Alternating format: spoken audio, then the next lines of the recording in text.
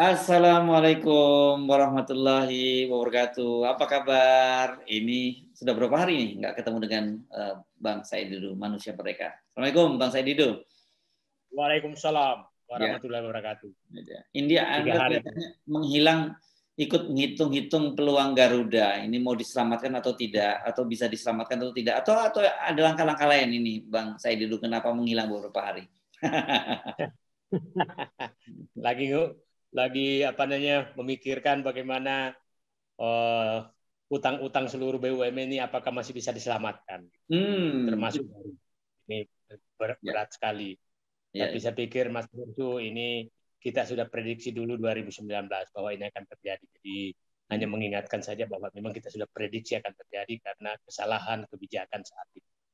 Nah, kembali ke Garuda, saya melihat bahwa sudah saatnya pemerintah mengambil keputusan tegas. Dulu saya katakan bahwa keputusan radikal dibutuhkan untuk Garuda. Nah, kenapa? Begini Mas Hersu, itu dulu mantan komisaris Garuda, Yeni Wahid, menyatakan bahwa utang Garuda bertambah 1 triliun per bulan. Ya kan, 1 triliun per bulan atau per hari? Per bulan per hari. Per bulan saya kira ya. Kalau per hari itu yang utang pemerintah 2,9 triliun per hari itu. Nah, jadi ini bertambah terus dan dikatakan oleh Dirut Garuda sekarang 140 triliun dan kemungkinan jatuh tempo sudah mendekati 100 triliun. Nah, ini sangat berbahaya ke depan karena kalau tidak diambil keputusan tegas ini agak makin membahayakan.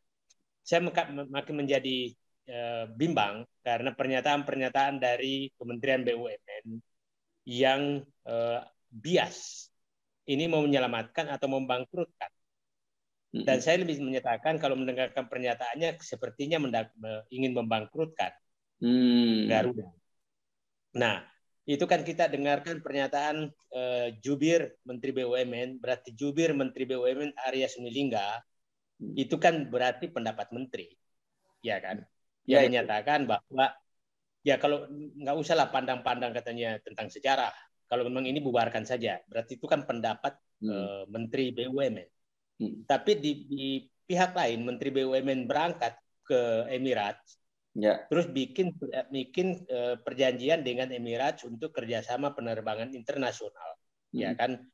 Jadi agak berbeda nih. Jadi bias. Kemudian pernyataan Wakil Menteri BUMN, Wamen BUMN menyatakan bahwa Garuda secara teknis sudah bangkrut. Nah, saya ingin menyatakan kepada publik bahwa banyak sekali BUMN sebenarnya secara teknis sudah bangkrut. Banyak. Yang dimaksud secara bangkrut itu adalah bahwa secara ini tidak ekuitasnya sudah negatif, kemudian kemampuan membayar utangnya tidak ada lagi, maka itu secara teknis bangkrut. Ya kan? Nah, sebenarnya itu waskita termasuk secara teknis bangkrut. Kereta api mungkin juga secara teknis bangkrut.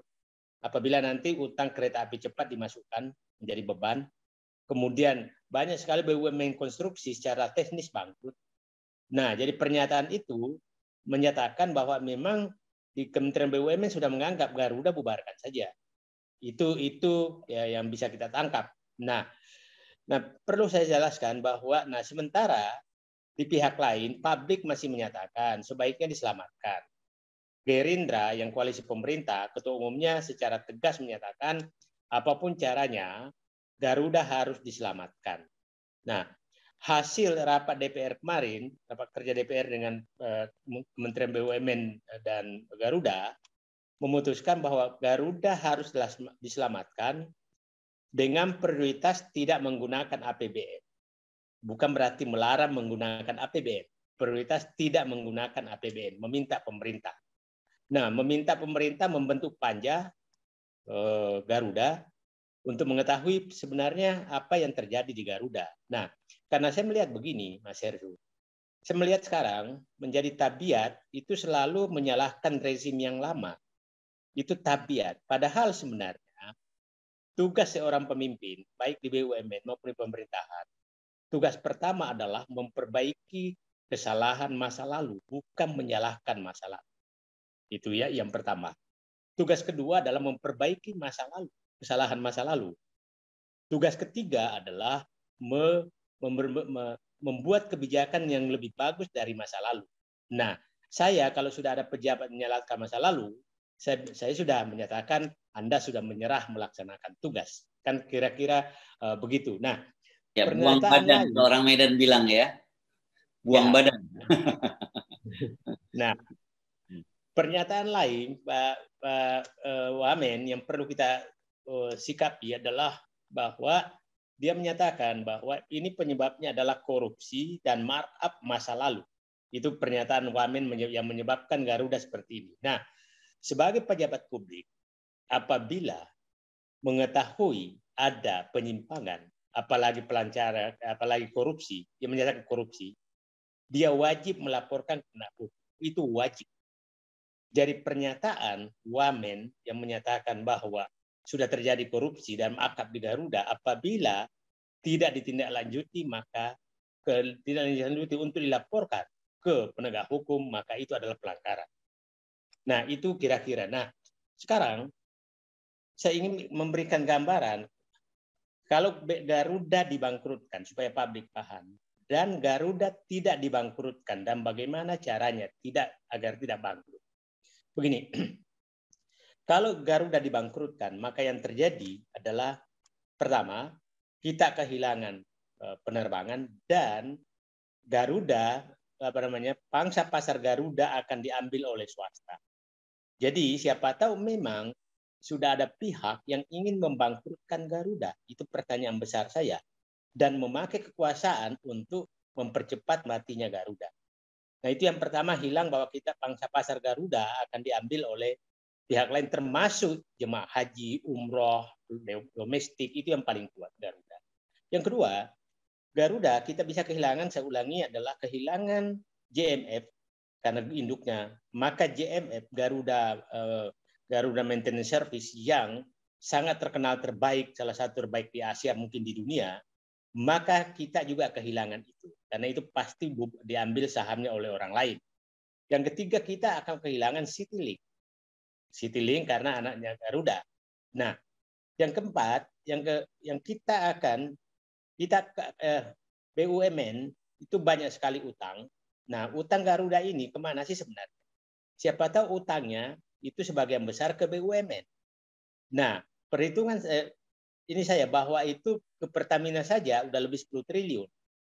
Ke Pertamina saja, belum ke bandara, belum ke bank-bank BUMN. Jadi apa yang hilang juga adalah BUMN yang punya piutang ke Garuda akan mengalami kerugian puluhan triliun. Jadi kita udah pasti kehilangan puluhan triliun. Nah, yang bahaya sekali adalah para lessor, karena undang-undang menyatakan bahwa itu apabila terjadi likuidasi suatu perusahaan, maka beban-bebannya itu ditanggung oleh pemilik saham. Maka pernyataan saya, maka bisa saja pemilik saham tersebut akan menagih kepada pemerintah. Menagih kepada pemerintah. Akhirnya kita bisa kehilangan puluhan triliun juga. Nah, jadi saya menyatakan itulah kehilangan kalau Garuda dibubarkan. Sekarang, kalau Garuda akan dihidupkan, maka yang pasti adalah perlu suntikan modal dari pemerintah. Itu dihitung berapa. Nah, masih ada, apakah ada prospeknya? Nah, terus yang kedua, bahwa kita harus bernegosiasi keras dengan lessor. Nah, sekarang lessor kan seakan-akan tidak mau bernegosiasi, sehingga saya ingin pendapat Pak Dahlan Iskan dulu menyatakan bahwa bagus membentuk perusahaan baru. Nah, itu kan membubarkan dua bentuk perusahaan baru, Pelita Air Service untuk disiapkan menjadi Garuda. Itu juga butuh suntikan modal. Jadi kan kita menyuntik modal juga untuk membesarkan Pelita. Nah, tapi kita tadi kehilangan puluhan triliun, maka kita juga menyuntik modal. Jadi sama saja menyuntik modal. Nah, sekarang kenapa lessor kira-kira tidak mau bernegosiasi secara keras? Karena kebimbangan pemerintah, apakah mau mempertahankan apa tidak. Kalau dia tidak mau mempertahankan, maka kalau saya sebagai lessor pesawat, maka saya tidak mau bernegosiasi dong. Nanti supaya tuntutan saya kalau dibubarkan menjadi tinggi. Kalau saya bernegosiasi, itu berarti akan turun kan, yang saya terima akan turun ini, maka pada saat sudah turun dibubarkan, maka tagihan saya menjadi kecil. Nah, saya sebagai lessor hanya ingin menurunkan apabila ada harapan bahwa pesawat saya masih disewa. Kalau pesawat saya masih disewa, berarti Garuda masih hidup. Dan kira-kira begitu. Jadi menurut saya ini antara telur dan ayam.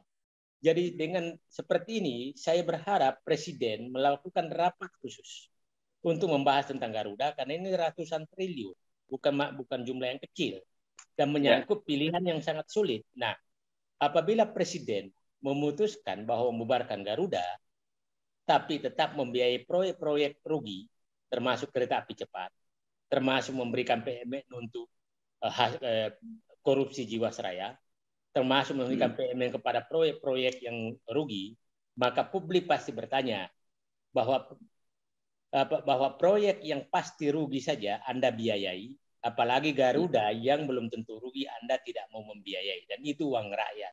Jadi saya pikir itu Mas Hersu uraian pilihan tentang Garuda.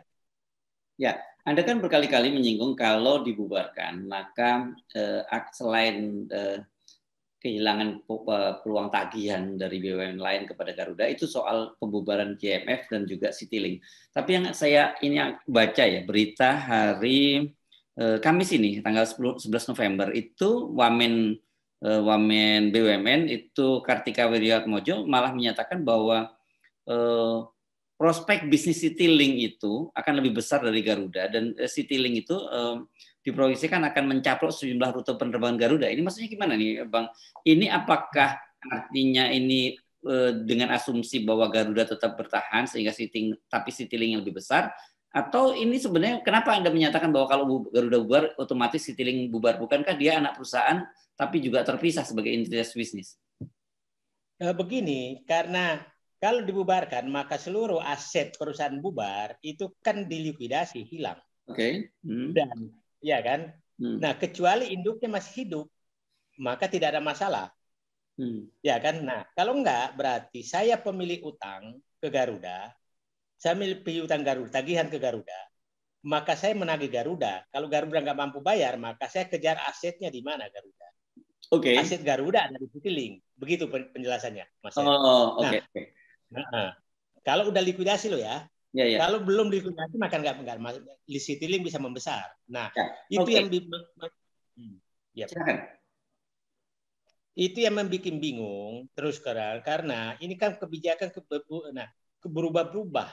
Pernyataan bahwa Simpati Pelita Air Service mau dijadikan Garuda itu membuat bingung juga. Sekarang Citylink mau di Garuda, dan itu menurut saya saatnya Citylink perbesar aja, dan pesawat-pesawat lesornya yang disewa Garuda ya pakai ke Citylink. Itu kan anak perusahaannya sendiri, nggak ada masalah gitu. Nggak ada masalah menurut saya. Jadi saran saya sih bahwa kalau ini saran saya sih mending cari solusi terbaik untuk menyelamatkan Garuda. Akhirnya apa yang kita dapat, Citylink tidak hilang, GMF tidak hilang, tagihan BUMN ke Garuda juga tetap masih tidak hapus buku, masih ada tetap tagihan. Kemudian pangsa pasar Garuda masih tetap aman. Jadi saya pikir itu, Mas Hersu. Oke. Nah, saya kasih pilih. Ya, apakah ini? Nah, ini karena ini orang sekarang sudah kadung curiga selalu setiap kali ada kebijakan pemerintah ini. Kan tadi ada juga menyinggung ini jangan-jangan memang akan diserahkan kepada maskapai lain, dalam ini maskapai swasta gitu. Apakah menurut Anda kecenderungan yang mana yang lebih kuat dari itu? Karena nggak kecil juga ya kalau di atas sampai 140 triliun utangnya itu. Dari mana pemerintah akan menaling? Kalau kemudian pemerintah harus menghidupkan, kan ini dia harus mengeluarkan dana lagi untuk semacam PMN kan, penyertaan modal negara terhadap Garuda lagi. Saya tidak yakin bahwa sampai sebegitu. Jadi yang penting ada jaminan bahwa itu kan utang kan bisa direstrak, tapi ada jaminan bahwa perusahaan ini masih hidup, gitu loh Mas. Nah, kalau perusahaan ini, kalau sekarang dia ini kan antara telur dan ayam, menyatakan restrak gagal. Ya bukan restrak gagal, siapa yang merestrak kalau tidak ada kepastian bahwa perusahaan hidup.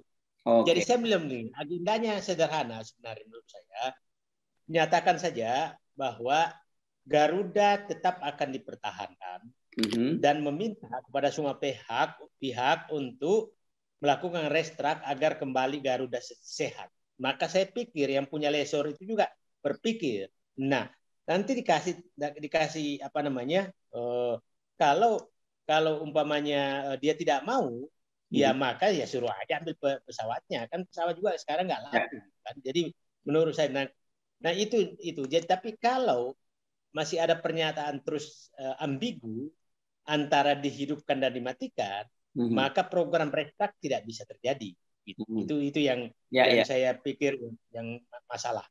Oke, jadi ini lepas dari soal sejarah, lepas dari persoalan prestise karena di flag carrier bangsa dan sebagainya, Anda secara bisnis kalkulasinya dari sisi hitung-hitungan yang Anda lakukan itu lebih menguntungkan kalau tetap dihidupkan ketimbang dia harus dibunuh gitu ya?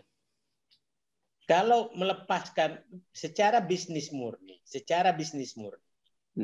memang bisa menyatakan kalau tidak ada tagihan BUMN, tidak ada potensi tagihan lain, maka likuidasi selesai. Maksudnya begini Mas Heru, ini kan orang menyatakan bahwa apabila Garuda sudah dibubarkan, maka tidak ada lagi bisa menagih sampai asetnya habis. Kan kira-kira itu pemikiran swasta. Tapi dia lupa bahwa ini bisa orang menagih ke pemerintah.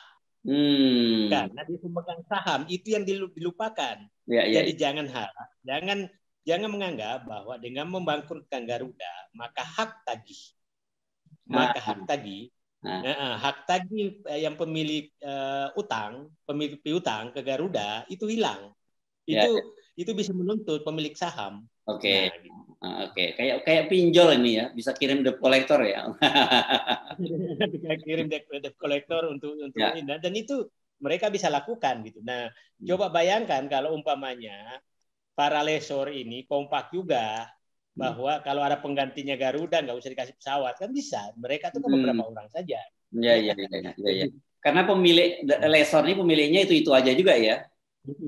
Itu aja. Itu saja. Oke, jadi saya kira ini rekomendasi dari Anda bahwa perlu dikaji ulang dengan sangat serius jadi jangan nggak gampang ngomongin bubarkan gitu. Tapi juga yang paling penting juga message ke publik itu, karena bukan hanya kepada publik ya, pada para lessor dan orang-orang yang berkepentingan bisnis dengan Garuda ini sebenarnya seberapa yang mana yang bisa dipegang omongan dari pemerintah ini kan gitu ya. Ya, yang paling penting itu. Saya yakin betul, Mas, bahwa apabila pemerintah menyatakan tidak ada niat ini untuk Garuda, itu saya yakin lessor akan mau duduk untuk melihat seperti apa ke depan. Gitu. Nah, saya pikir saya masih ingat dulu kan Mas Hersu, 3 langkah yang kita inikan ke Garuda pada saat 2012 itu 2013, saya menyatakan bahwa sebaiknya Garuda penerbangan internasional segera dikerjasamakan dengan Emirat atau Turki atau Qatar atau Etihad, itu kan yang pernah kita umumkan. Yang kedua, terkait dengan pesawat-pesawat kecil, saya pikir perlu diserahkan ke Citylink saja. Jadi Garuda hanya konsentrasi kepada domestik dan regional. Regional itu istilah saya pesawat Boeing 777 dan sekelasnya, 737 dan sekelasnya, dan pesawat Airbus yang kelas sedang 330, 320 untuk regional, itu Garuda jagonya di situ, bukan pesawat Boeing 777. Ya. Oke. Terima kasih Bang Said Didu. Assalamualaikum warahmatullahi wabarakatuh.